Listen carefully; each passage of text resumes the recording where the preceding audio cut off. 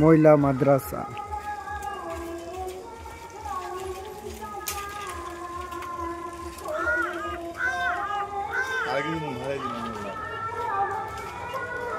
আজ 15ই আগস্ট 1947 সালে ভারতবর্ষ স্বাধীন হয়েছিল। যে ভারতবর্ষে আমার হাজার হাজার ইসলাম প্রাণ দিয়েছিল, মনীষী প্রাণ দিয়েছিল, তা আজ আমাদের স্বাধীনতা উদযাপন উপলক্ষে আমরা পতাকা উত্তোলন করব।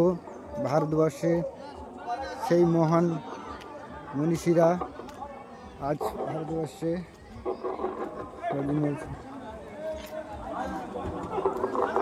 তা মহিলা মাদ্রাসা আন্দারিয়া পশ্চিম পাড়া মহিলা মাদ্রাসার যে পতাকা উত্তোলনের আজ উদ্বোধন।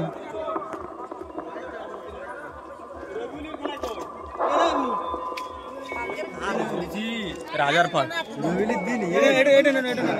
গল্প আছে দেখছি উদ্যাপন তা 15 আগস্ট 7 নভেম্বর মহিলা মাদ্রাসা থেকে তা সরাসরি আমরা দেখতে পাচ্ছেন লাইভে এবং তাদের পরিচালনা।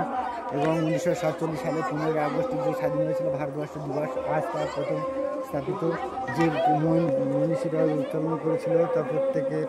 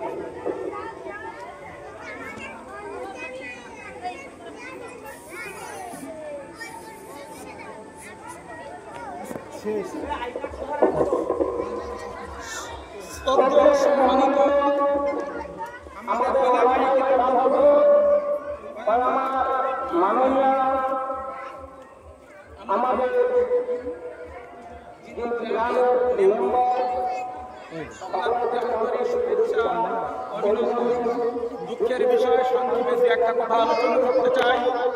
1757 খ্রিস্টাব্দ থেকে 1757 সাল থেকে 1947 সাল পর্যন্ত দেশ স্বাধীনের জন্য যারা জীবন দিয়েছেন তাদের ইতিহাস আজ স্বর্ণাক্ষরে লেখা আছে। আমরা জানি বড় দুঃখের দিন সেদিন পার হয়ে গেছে। আজকে দীর্ঘ এতদিন হয়ে গেল, লক্ষ লক্ষ মানুষ দেশের জন্য জীবন দিয়েছেন। লক্ষ লক্ষ মানুষ নিজের বিবিকে বিবাহ করে ছেলেকে দিন করে মাথা পিতাকে সান্ত্বনা দিয়ে তারা শহীদ হয়েছেন। পাইবের চক্রান্তে দেশ যখন তারা কেড়ে নিয়েছিল, সেই দেশ স্বাধীন করার জন্য 1957 সাল থেকে নিয়ে 1947 সাল পর্যন্ত আজ আমরা ইতিহাস দেখলে বুঝতে পারি। কদিন মুখে বলবো বীর ক্ষুদিরাম যিনি জীবন দিয়েছিলেন, কখনো থেকে জীবন দিয়েছিলেন। এমনই ভাবে আমরা যদি দেখি আশফাকুল্লাহ চৌধুরী, আতাউল্লাহ খান, মাওলানা আবুল কালাম কাসেমি, তারা জীবন দিয়েছেন। এইভাবে লক্ষ লক্ষ মানুষ জীবন দিয়েছেন। ইন্ডিয়া গেটের গায়ে যদি আমরা লক্ষ্য রাখি, ইন্ডিয়া গেটের গায়ে লেখা আছে যে দেশ স্বাধীনতার জন্য 90 লক্ষ মানুষ জীবন দিয়েছে। তার মধ্যে জীবন দিয়েছে সর্বজাতীয় মিলে 31 লাখ, আর মুসলমান দিয়েছে 62 লাখ মানুষ জীবন দিয়েছিলেন। কিন্তু এটা প্রশ্ন নয়, হিন্দু মুসলমান জাতি ধর্ম নির্বিশেষে সেদিন আমরা দেশ স্বাধীনের জন্য জীবন দিয়েছিলাম, দেশকে জয় করেছিলাম। কিন্তু আজকে এমন একটা দুর্ভাগ্যের দিন এসে গেছে, আমাদের কাছে এমন একটা সরকার এসে গেছে, জনগণ সরকারকে চায় না। তাই সেই জনগণ সরকার এমনভাবে মানুষের প্রতি একটা অত্যাচারের রুলার চালিয়ে দিল, যা এনআরসি নামে আজকে ফার্ম ঢুকিয়ে দিল। দুঃখের বিষয়, আজকে এসব কথা আলোচনার বিষয় নয়, তবু আমি একটুখানি বলতে চাই, এখনই শেষ করে দেবো, যে আমাদের নতুন করে যেন আবার এইরকম দেশ স্বাধীন করতে না হয়। আমরা চাইব দেশের মানুষ, হিন্দু মুসলমান, আমরা যেন ভাই ভাই মিলেমিশে চলতে পারি, আমাদের ভ্রাতৃত্ব বজায় রেখে চলতে পারি। বিংশ শতাব্দী থেকে নিয়ে আজ পর্যন্ত সবাইকে লক্ষ্য রাখি, আজকে ইতিহাসটা আমরা প্রত্যেকে বুঝতে পারবো। এই মুসলমান আমরা কথায় আছি, আমার এই হিন্দু ভাইরা কথা আছি, আর এক শ্রেণীর মানুষ আমাদের কথা পৌঁছে দিতে যাচ্ছে। আগামী দিনে আমরা চেষ্টা করব হিন্দু মুসলমান মিলে আমাদের মধ্যে বিভেদ সৃষ্টি না হয়, আমরা যেন ঐক্য ভালোবাসা এক রাখতে পারি। দেশের জন্য যারা জীবন দিয়েছে, আজকে আমরা ওই রকম হাত মিলিয়ে আমাদের কথা মিলিয়ে চলতে পারি। এটাই আমি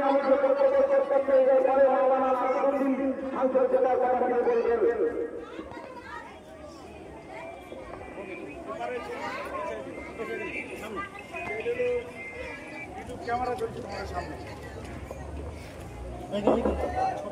যাবে না সামনে ছোট করে করবে পানি আসছে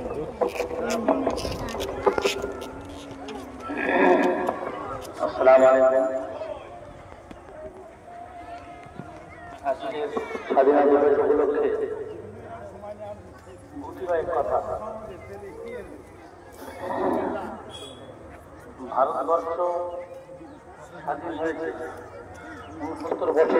৭৯ বছর, তো আমরা অনেকে ধারণা করি,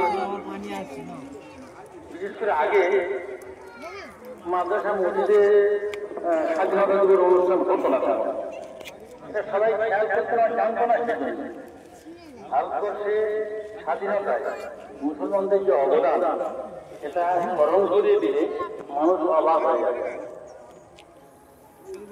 যারা আমরা মোটামুটি খেয়াল করি, জানি, সম্পর্কে খবর রাখি বা শিক্ষা সচেতন মানুষ, তারাই জানি দিল্লিতে ইন্ডিয়া গেট আছে, সেখানে ইন্ডিয়া গেটের উপরে লেখা আছে ভারতবর্ষ স্বাধীন করতে গিয়ে ইংরেজদের হাত থেকে ছাড়িয়ে নিয়ে নিজেদেরকে স্বাধীন করতে গিয়ে কত প্রাণ দিতে হয়েছে, কত মাল দিতে হয়েছে, কত কষ্ট করতে হয়েছে। তো সেই ইন্ডিয়া গেট লেখা আছে স্বর্ণাক্ষরে এখনো ভারতকে স্বাধীন করতে গিয়ে ইংরেজদের হাত থেকে ছিনিয়ে নিতে গিয়ে যে মানুষগুলো, যে শহীদরা যারা আত্মবলিদান করেছে, হ্যাঁ, যাদের কানে আমরা এখন স্বাধীন হয়ে চলছি, সেই মানুষগুলির সংখ্যা খুব বেশি নয়, লাখের কাছাকাছি, ৯৩,০০০ মানুষ প্রাণ দিয়ে আমাদের ভারতকে স্বাধীন করেছে এবং আমাদেরকে ইংরেজদের হাত থেকে পরাজিত থেকে আমাদেরকে অন্যের হাত থেকে চিনে আমরা স্বাধীন হতে পেরেছি। তো সেই ৯৩,০০০ স্বাধীন মানে প্রত্যেকটা প্রাণ দিয়েছে, তাদের মধ্যে ৬৫,০০০ মুসলমান এখনো লেখা আছে, যে কেউ দেখতে পারে। আমাদের মুর্শিদাবাদে যিনি অজিত চৌধুরী প্রদেশ কংগ্রেস সভাপতি প্রাক্তন, উনি বক্তব্য বলছিল, আপনারা যেতে এখন খেয়াল করে দেখুন ৯৩,০০০ যেটা মানুষ যারা প্রাণ দিয়েছে, তার মধ্যে তবে আমরা স্বাধীন হতে পেরেছি। তাই আমাদের উচিত, যারা আমাদের আত্মবলিদান দিয়ে দেশকে স্বাধীন করেছে, আমাদের স্বাধীন বাড়াতে গিয়েছে, তাদের প্রতি আমার শ্রদ্ধা, হ্যাঁ, তাদের শ্রদ্ধা জ্ঞাপন করি, তাদেরকে সম্বোধন জানাই। আগামী এবং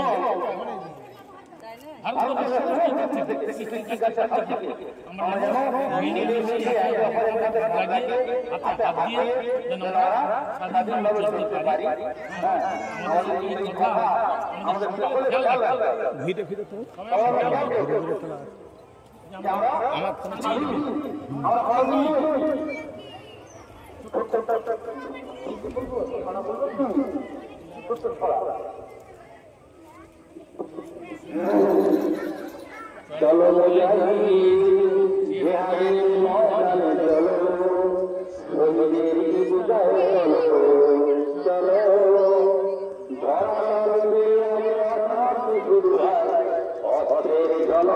জল